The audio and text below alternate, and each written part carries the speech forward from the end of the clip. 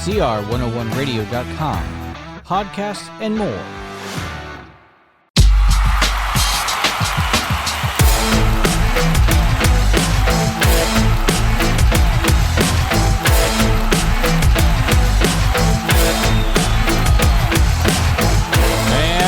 Welcome back again to The Last Kingdom. I'm your host, Jeremy Walker. This is episode number 23 for September 20th, 2024, and the name of this episode is entitled The Evil of Hero Worship. On this episode, we will be discussing the tendency of men to place other men on lofty pedestals above themselves and others, and also the ridiculous nature of being shocked and even outraged when such men fall from their pedestals and reveal they're just, well, men like the rest of us. We're going to be doing a bit of a quick fire content today. We'll be discussing various current news, events, and topics, and going on in the world, and we can give a Christian Reconstructionist viewpoint and outlook on such things. And so this episode and this podcast is always dedicated to one thing: discussing faith, family, and the future. So let's go ahead and let's get started, with our main focus being on the concept and the title of this episode, The Evil of Hero Worship. So I want to start with this topic and this idea because, again, this week, something dramatic happened in the news of the world. And this was, of course, in the Christian communities. Another very famous well-experienced pastor caught in a inappropriate, quote-unquote, relationship with a woman that was not his wife. Now, this was shocking to the whole world. And that's kind of what this episode is going to be discussing and about: the evils of hero worship. Why should anybody be surprised?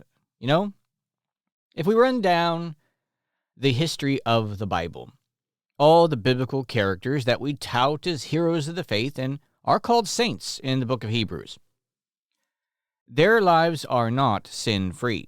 Absolutely not. In fact, they're deliberately written out for us so we can understand their failures and their successes and learn from them. Let's run down just a list here of a few heroes of the faith and some of the problems that they had that we have on record, and would be, if it happened today, a leader in the Christian community that did such things and plastered across social media, "Oh my gosh, look what so-and-so did. Let's all be shocked." Well, first of all, we had Adam, who lived in paradise, who could not obey God. He just decided he did not want to, wanted to be God himself, and condemned the rest of mankind to a fallen nature and a fallen world.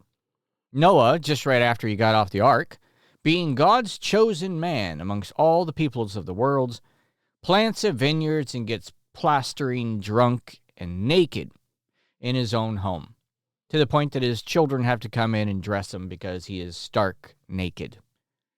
Abraham, of course, he marries multiple women instead of just staying with his wife, listening to God.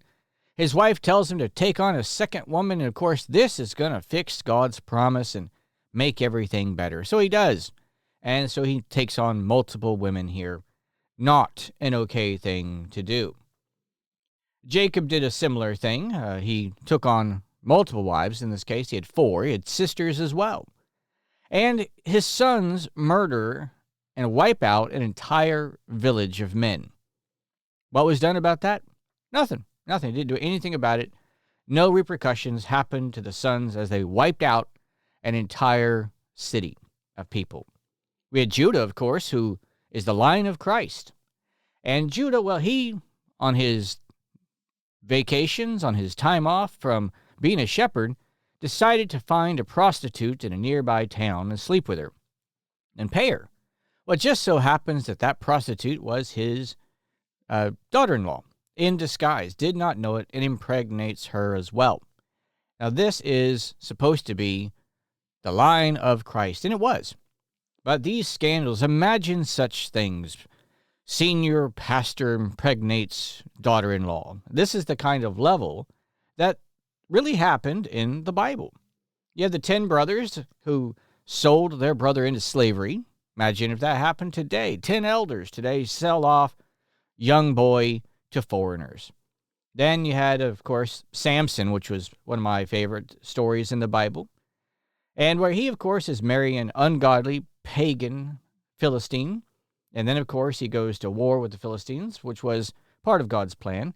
But during this whole thing, he's spending time with prostitutes in the cities. And then, of course, even with Delilah, which, of course, is not a wife at all. And you know the story if you've read it.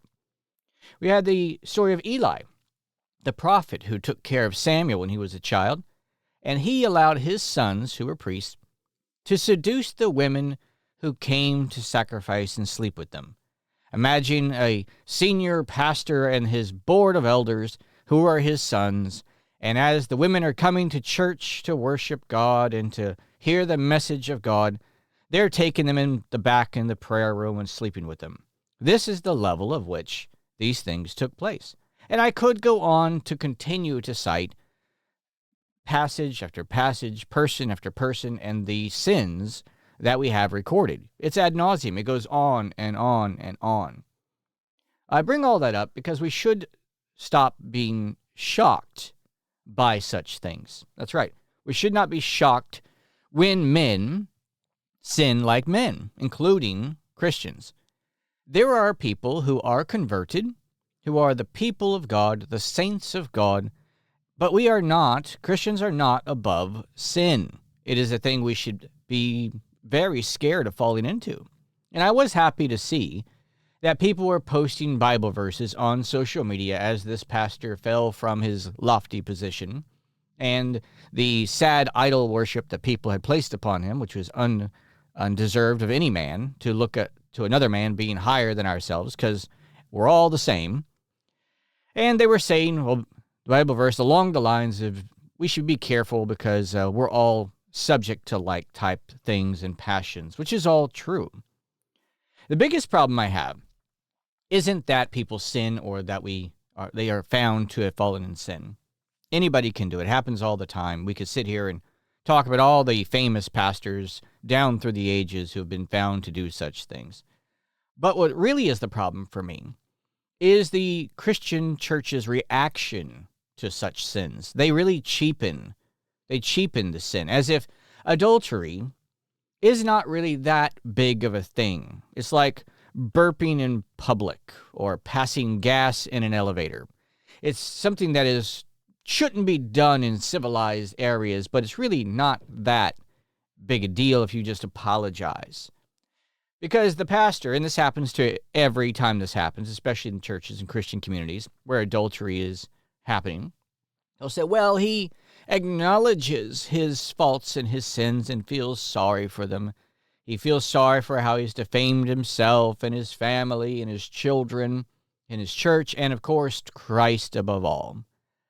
That's all fine and dandy. That's great. I'm glad you feel bad. But it's sad whenever you have pagan civil governments, like governors, like in Texas a long time ago, where George Bush was the governor of Texas, and a woman was guilty of murder. I believe it was she murdered her husband, if I recall correctly. And she found Christ. She was sorry, and she apologized for the whole thing. She acknowledged her horrible, evil sins, and she understood what she did was wrong and felt bad about it, but she had found Jesus. Well, Governor Bush at the time had a better sense of Christianity than the church does today, because he was like, that's great, you found God, your soul is now going to be in heaven forever. However, there are temporal consequences to your actions as a murderer, and that was the death penalty. And this just so happened to be at the time when in Texas they still had the death penalty on the table. It's not anymore, which is why we have so much injustice in the world, so much more criminal activity in the world, why we have mass shootings in the world. Could you imagine what would happen with these young kids who are murdering their classmates and their teachers if we pulled them out and put them to death on the spot after they had a trial, and everybody got to see it live on television? All these young kids didn't get to see smiles of indignation, but got to hear the screams of horror as they were put to death. Now that, the Bible says, the death penalty's purpose is not to go around killing people. The purpose is to drive fear into the criminal so they won't do it. That's right. If there was such a thing as death penalties, they should be few and far between. But on the table. When it's not on the table, there is no fear and people just keep going. See, when you have celebrity pastors who just, they are no longer fit for their position as a lead pastor and teacher. Oh, so terrible. They feel so bad about it. We're going to be counseling the wife and the children to move on from such an atrocity. Well, no, they're not. They're going to counsel the wife to forgive the husband. After all, God is going to forgive him, and you should forgive him too. And the children, you should not look down upon daddy for doing such a thing. He just had a weakness like the rest of us do. We should all move on. You should embrace your father as an imperfect being, but a person who is now forgiven again and washed brand new and able to move on. See, that's to act like somehow the guy stole $10. Or if for some reason he didn't do his job properly or lied to somebody. That's the level of what we're talking about. Restitution is what the Bible calls for. Restitution. You cannot return to society until restitution is paid. What is the restitution for murder? What is the restitution for adultery? The Bible says it's very clear. Death, the death penalty. The civil government should have on the books, if we're going to have a just society, and back in the days of George Bush in Texas had a more just system than it does now and around America, because those types of things for murderers is not on the table. Well, it should also be on the table for people who are also adulterers as well. That is what God's standard is. Now, not man's standard. Now, of course, most men, in particular, women, and all of us put together, don't like God's laws because, we are all capable of doing that. We are correct in saying we're all capable. Sure we are. And that's why there needs to be something so severe on the table that we understand the disgusting, horrific nature of such acts like adultery, like murder.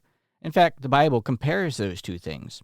There are Bible verses that say a man can be forgiven for a lot of things, but a man who commits adultery will never, ever, ever, ever, ever be forgiven by another man or a woman or a child. Forget it. Not going to happen. The Bible talks about it endlessly. What a horrific, terrible thing that adultery is. It literally rips a marriage in half. It destroys a marriage. He murdered his covenant marriage. He murdered his wife. He murdered himself. They were one flesh. Not anymore. This is akin to murder. And when you cheapen it to say you're sorry and let's all move on, you don't even give credence to the fact of what the man did, to the horrible nature, what he did to his wife, what he did to his children, what he did to the community. See, it wasn't just a simple thing like, once again, he showed up for work late or he stole something from somebody. He murdered his marriage. He murdered his wife, who he promised he was going to be one flesh with this person the rest of his life. Nope, he just murdered his wife, and his children, of course, had to watch. See, that is the level of which it needs to be at. Now, the church can't even support the idea of saying, we're glad you're sorry. Hopefully, your soul will be saved in heaven, and I'm sure that you are still a Christian. But you no longer have a marriage. What do you mean I no longer have a marriage? Because you decided to destroy it when you decided to get in bed with somebody who was not your wife. See, this is the level and nature of what this is. Until we properly teach it and properly discuss it, we can't properly see its solution. And it's not that the church should be calling for divorce. No, the man divorced his wife when he murdered her via adultery. He has no marriage. He's destroyed his marriage. It does not exist. He destroyed his relationship with his children forever. It will never be repaired. Those children will never, ever be able to forgive him. And why should they? And why should they? Imagine if he had butchered his wife with an axe in the bed, like the woman did in Texas that got the death penalty by George Bush. Now, would they be like, well, let's just forgive Daddy who butchered Mommy in the bed? After all, he said he was sorry. No silliness like that would be said at all. The problem is we don't properly value marriage. We don't properly value life. We don't properly value the sanctity of the covenant of marriage and the family. The family is really not that important. See, to God, the family is the base institution of all of society, and that starts with the husband-wife dynamic. And when you murder the covenant of marriage, God says you deserve the death penalty. Now, the church itself and the church community does not have such power and never was given such power, and that should lie with the civil government. But the church community does have the power of separation. Absolutely, the power of separation. So what should happen to said man? Well, his marriage is gone.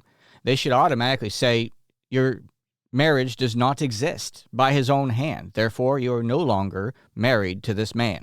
End of story.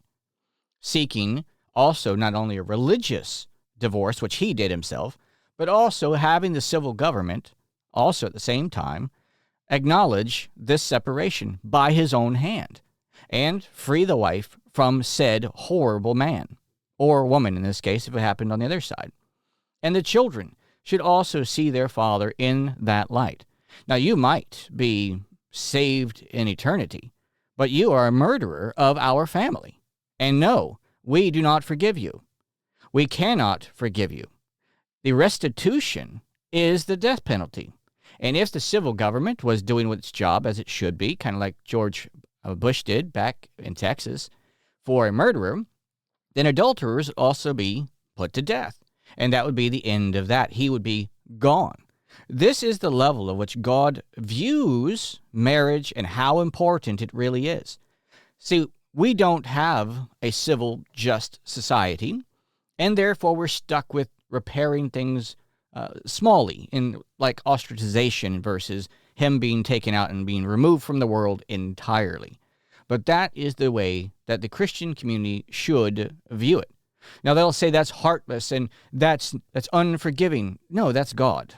God is the one who said that, not me, not the church. We're the ones who want to disagree with it. We're the ones who wouldn't want that to be on the table because why? We might be guilty of doing that at some point, and it might be something we might have to face.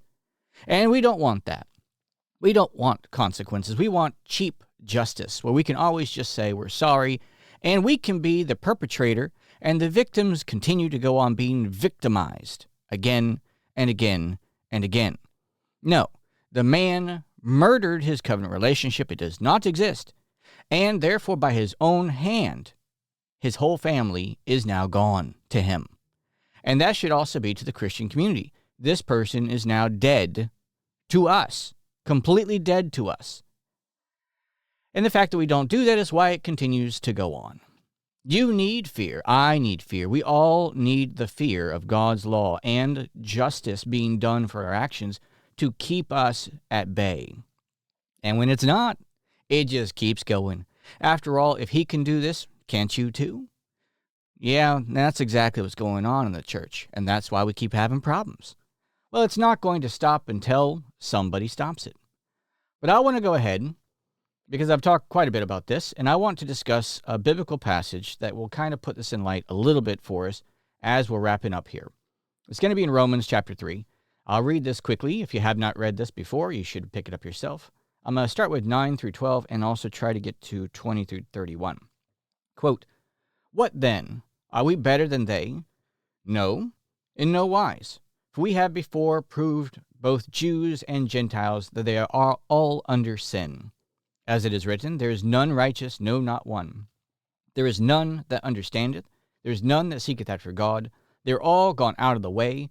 They are together become unprofitable. There is none that doeth good, no, not one." This is the human condition. This is where we start. We are all worthless people without God. 20 through 31. Quote, "Therefore, by the deeds of the law, there shall no flesh be justified in his sight. For by the law is the knowledge of sin. But now the righteousness of God without the law is manifested, being witnessed by the law and the prophets, even the righteousness of God, which is by faith of Jesus Christ unto all and upon all of them that believe. For there is no difference. For all have sinned and come short of the glory of God, being justified freely by his grace through the redemption that is in Christ Jesus, whom God hath set forth to be a propitiation through faith in his blood, to declare his righteousness for the remission of sins that are past through the forbearance of God. To declare, I say, at this time his righteousness, that he might be just and the justifier of him which believeth in Jesus. Now, let's stop there for a second. All that means is that you cannot be seen righteous in God's eyes by trying to keep the law. Doesn't work. You're already a sinner. The law shows us that we're already sinners. There is no hope in that. You must be born again by faith through Christ. End of story. No stop. Let's continue quoting from verse 27. Where is boasting then? It is excluded. By what law? Of works? Nay, but by the law of faith. Therefore we conclude that a man is justified by faith without the deeds of the law. Okay, see, there we go. You are not going to be a Christian by keeping God's commandments and all the things that I've mentioned, but that's not what we're discussing. Let's continue, verse 29.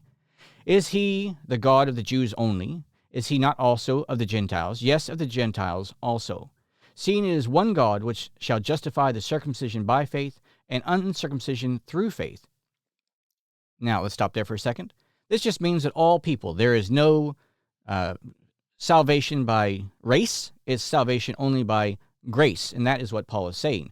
All peoples can be Christian if they are God's people, chosen through election, not based on where they're from, who their mama is, or anything else. And the last verse, verse 31, which brings this all together and which will clarify my comments earlier. Verse 31, do we then make void the law through faith? God forbid. Yea, we establish the law. Unquote. This means that Christians will be coming and saying things like, well, we need to be more full of grace and less law. Wrong.